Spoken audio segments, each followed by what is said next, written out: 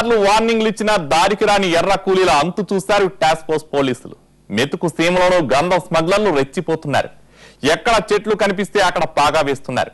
తెలంగాణలో అరుదుగా కనిపించే గంధం చెట్లతో కలప వ్యాపారులు పండగ చేసుకుంటున్నారు.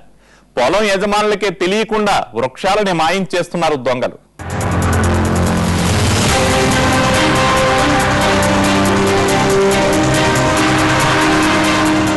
తెలంగాణ, కర్ణాటక, మహారాష్ట్ర సరిహద్దుల్లో ఉంటుంది మెదక్ జిల్లా నారాయణ్ ఖేడ్ ప్రాంతం.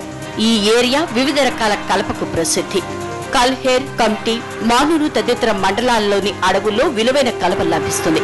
ఇక్కడ నుంచి కలపను అక్రమంగా పొరుగు రాష్ట్రాలకు తరలించి సొమ్ము చేసుకునే వ్యాపారులు ఎందరో. కలప స్మగ్లర్ల ఆగడాలు అన్నీ నీ కావు. అవినీతి అధికారుల అండతో స్మగ్లర్లు అడవి తల్లిని శోకసంద్రంలో ముంచేస్తున్నారు. భారీ వృక్షాల్ని విచ్చలవిడిగా నరికేస్తున్నారు. అడ్డొచ్చిన అధికారులను అంతం చేయడానికి వెనుకాడరు. 4 ఏళ్ల కిందట కల్హేర్ మండలంలో అటవీ శాఖ అధికారొకరిని సజీవ దహనం చేసి తమ కిరాతకాన్ని చాటుకున్నారు. అప్పటి నుంచి ఆయుధాలు లేకుండా అడవిలో తిరగటానికి సిబ్బంది సాహసించడం లేదు. ఈ ప్రాంతంలో పొలాల వద్ద సహజంగా పెరిగే ఓ రకమైన గంధం చెట్లు ఉన్నాయి. అవి సహజంగా పొలాల గట్ట మీద పెరుగుతూ ఉంటాయి.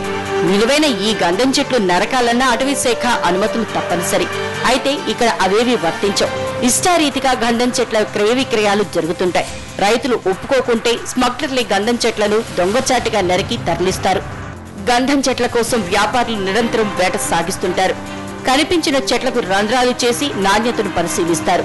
అనంతరం రైతులతో బేరసారాలకు దిగుతారు.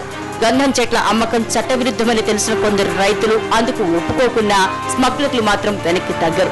వారి కళ్లు గప్పి రాత్రికి రాత్రే చెట్లను నరికి వేరే ప్రాంతాలకు తరలిస్తారు. ఇటీవల దొంగల సమాచారం అందుకున్న పోలీసులు దాడులకు దిగటంతో నరికిన గంధం చెక్కలను వదిలేసి పారిపోయారు. ఓవైపు పోలీసుల దాడులు జరుగుతున్నా దొంగతనాలు మాత్రం ఆగడం లేదు. ఏకంగా అటవీ శాఖ కార్యాలయంలో ఉన్న గంధం చెట్లకే దొంగలు రంధ్రం చేసి అధికారులకు సవాల్ విసిరారు. వాళ్ళ మీద కేసులు పెడతాము and as per red centres and sandalwood rules action తీసుకుంటాము. మన ఫారెస్ట్ యాక్ట్ ప్రకారమే యాక్షన్ తీసుకుంటాము. వాళ్ళ మీద మనం పీడీ యాక్ట్ కూడా పెట్టొచ్చు. సో అన్ని రకంగా వాళ్ళ మీద యాక్షన్ తీసుకుంటాము.